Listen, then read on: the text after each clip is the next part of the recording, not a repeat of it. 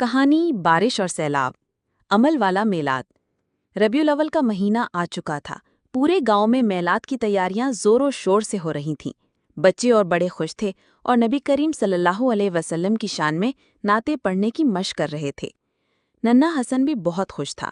اس نے اپنی امی سے کہا، امی، میں بھی میلاد میں نعت پڑھوں گا اور مٹھائیاں تقسیم کروں گا۔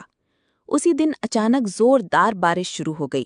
بارش اتنی تیز ہوئی کہ گاؤں کے ندی کنارے پانی بڑھنے لگا۔ کچھ ہی دیر میں پانی گاؤں کے کچھ حصوں میں داخل ہو گیا۔ سیلاب نے گھروں کو نقصان پہنچایا اور لوگ پریشان ہو گئے۔ گاؤں کے امام صاحب نے اعلان کیا، بچوں، آج ہم میلاد کی محفل کو ایک دن کے لیے ملتوی کرتے ہیں اور سیلاب سے متاثرہ خاندانوں کی مدد کرتے ہیں۔ یہی نبی کریم صلی اللہ علیہ وسلم کی اصل سنت ہے۔ حسن نے پوچھا، امی، کیا ہم میلاد نہیں کریں گے؟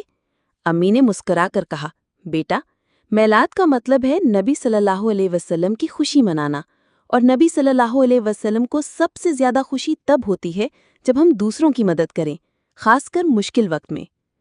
حسن نے فوراً اپنے دوستوں کو جمع کیا اور سب نے مل کر سیلاب سے متاثرہ لوگوں کے لیے کھانے پینے کی چیزیں اور کپڑے لے کر دی۔ وہ بیماروں کے پاس گئے اور ان کی مدد کی۔ شام کو امام صاحب نے کہا، آج ہم نے نبی صلی اللہ علیہ وسلم کی سب سے بڑی سنت پر عمل کیا۔ ہم نے میلاد منایا، لیکن عمل کے ذریعے۔ حسن خوش ہوا اور کہا، میں نے سیکھا کہ نبی صلی اللہ علیہ وسلم کی محبت دکھانے کا سب سے اچھا طریقہ دوسروں کی مدد کرنا ہے۔